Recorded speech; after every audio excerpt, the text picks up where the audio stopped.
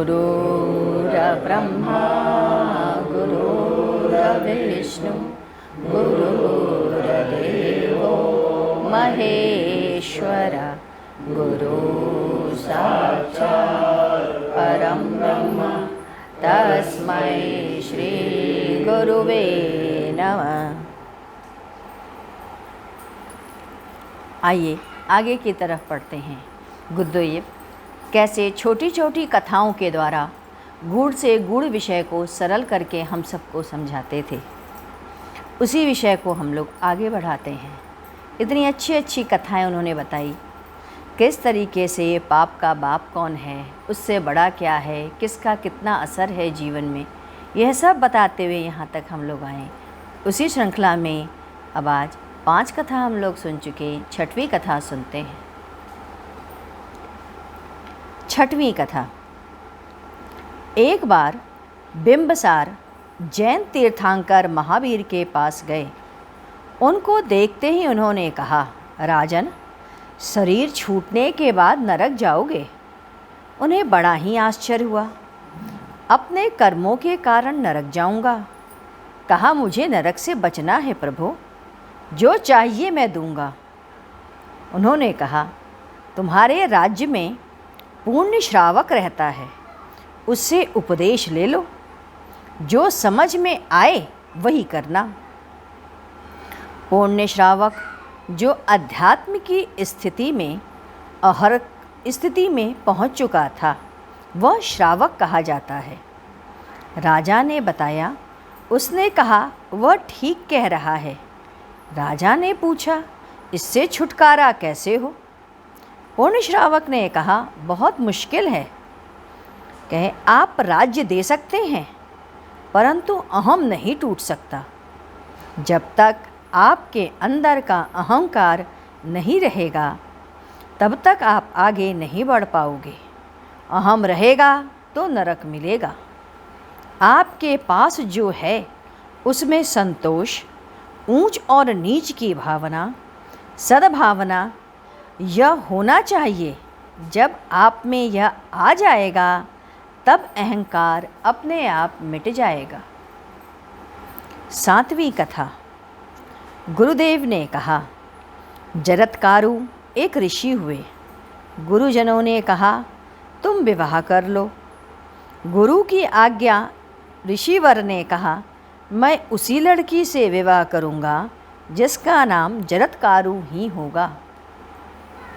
खोजा गया। उसके पश्चात कन्या भी मिली। वासुकी नाथ की बहन जरत्कारु से ऋषि का विवाह हुआ। उन्होंने 2 शर्तें रखीं। नियम में विघ्न न हो, संतान होगा तो आपको पालना होगा। बड़े ही सुखमय जीवन व्यतीत हो रहा था। एक बार पति पत्नी की गोद में सिर लिए बैठी थी। पति उसमें सो गया। संध्या की बेला आ गई थी। उसने सोचा, यदि बेला बीत जाती है तो इनके भगवत पूजन में बाधा पड़ जाएगी, और यदि मैं जगा देती हूँ तो नियमानुसार यह मुझे त्याग देंगे। आज पत्नी के मन में यह चीज़ डोल रहा था कि क्या करें।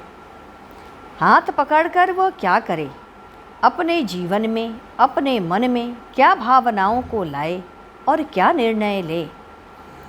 श्रेष्ठ औरतें होंगी तो पति के चरणों पर सर्वस्व अर्पण कर देती हैं। भगवत भजन और पति चिंतन ही मुख्य होता है। ऐसी स्त्रियां ही ऊपर के देवताओं के साथ वास करती हैं। जरत्कारु की पत्नी ने सोचा, पति मुझे छोड़ देगा, वह वेदना मैं सह लूँगी, परंतु भगवत पूजन में विलंब उचित नहीं है। ऐसा सोचकर उसने अपने पति को जगा दिया। पति की नींद अभी कच्ची थी। यह क्या?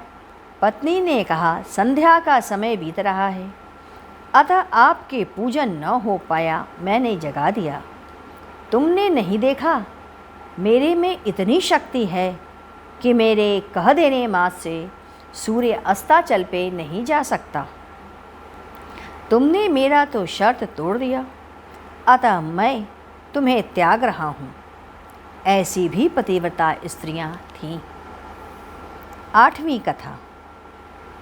इंद्र ने एक बार स्वर्ग में सभा की। सभा में आए अमूल्य वस्तु पृथ्वी पर है, जो कि यहाँ नहीं है ऐसा बताया जाए। देवताओं को नाराज़गी हुई। यह कार्य नारद को सौंपा गया कि वह पता लगाकर बताए, उस वस्तु को लाकर स्वर्गलोक में रखा जाए। अब नारद चल पड़े। घूमते हुए उन्होंने एक जगह पर देखा, कुम्हार मिट्टी के घड़े बना रहा था। पूछा, यह क्या कर रहे हो? उसने कहा, मिट्टी के घड़े बना रहा हूँ। आगे बढ़कर देखा, मिट्टी से मकान बन रहा है। नदी किनारे एक सन्यासी मिला। पूछा, यह क्या कर रहे हो? उसने कहा, मिट्टी से हाथ धो रहा हूँ। यह मैल छुड़ा देता है? नारद ने देखा, मिट्टी में इतने सारे गुण हैं, यह तो अमूल्य है। वह थोड़ा सा मिट्टी स्वर्ग में ले आए। आपकी पवित्रता को बढ़ा देता है। आज भी मिट्टी वहाँ वर्तमान है। घड़े में रख कर के उस स्वर्ग में उसकी पूजा की जाती है। 9वीं कथा। भीष्म सरसैया पर लेटे थे। कृष्ण ने द्रौपदी से कहा, जाकर उनसे उपदेश ले लो। जब भीष्म उपदेश देने लगे तो द्रौपदी को हंसी आ गई। भीष्म ने पूछा, हंसने का क्या कारण है द्रौपदी? उसने कहा, मैं कहना नहीं चाहती, परंतु आग्रह पर द्रौपदी ने कहा, जिस समय सभा में चीर हो रहा था उस समय वहाँ आप भी बैठे थे। भीष्म ने कहा, तुम ठीक कह रही हो। आज मेरे शरीर से सारा रक्त निकल चुका है। मेरे शरीर में एक दुष्ट व्यक्ति का अन्न था। दूषित अन्न के कारण मेरी बुद्धि कुंठित हो गई, परंतु आज मेरे शरीर से सारा रक्त निकल गया। इसीलिए आज उस अन्न की बहुत महत्ता होती है जो आप ग्रहण करते हो। पराया अन्न समझ बूझकर ही खाना चाहिए। दुष्ट व्यक्ति का अन्न कभी भी ग्रहण नहीं करना चाहिए।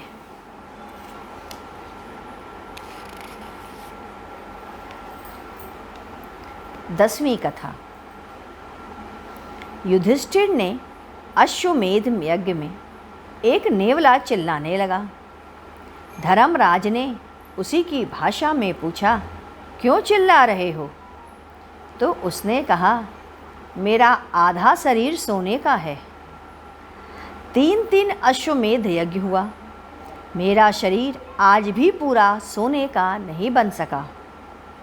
उसने बताया, एक राज्य में एक ब्राह्मण परिवार था। वहाँ अकाल पड़ गया था।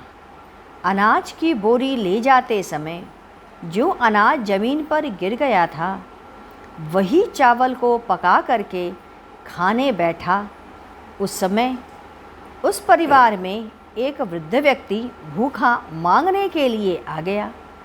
ब्राह्मण ने, जो स्वयं कि 2 दिन का भूखा था, उसने अपना भोजन उस मांगने वाले याचक को दे दिया, परंतु उसे भूख लगी थी।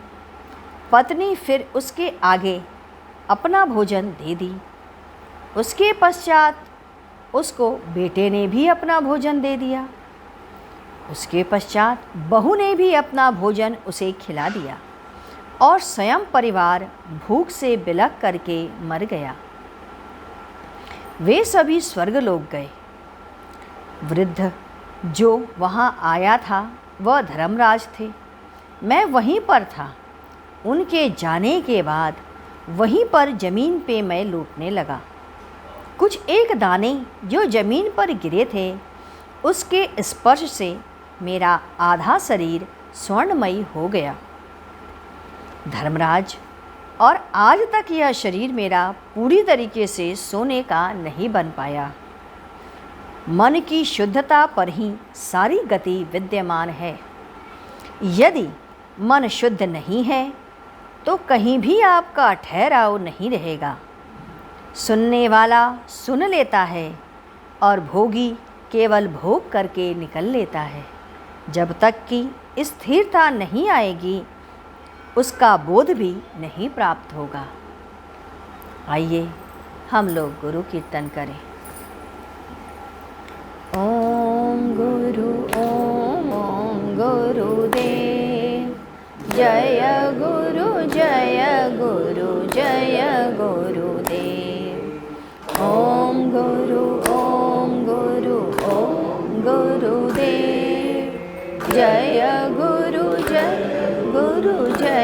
गुरुदेव। ओम गुरुदेव जय गुरु जय गुरुदेव। ओम गुरुदेव जय गुरु जय गुरुदेव। ओम गुरुदेव जय गुरु जय गुरुदेव। ओम गुरुदेव जय गुरु जय गुरुदेव। ओम गुरुदेव जय गुरु जय गुरुदेव। बोलिए सद्गुरुदेव महाराज की जय। सद्गुरु तुम्हें शत शत नमन। सद्गुरु तुम्हें शत शत नमन। सद्गुरु तुम्हें शत शत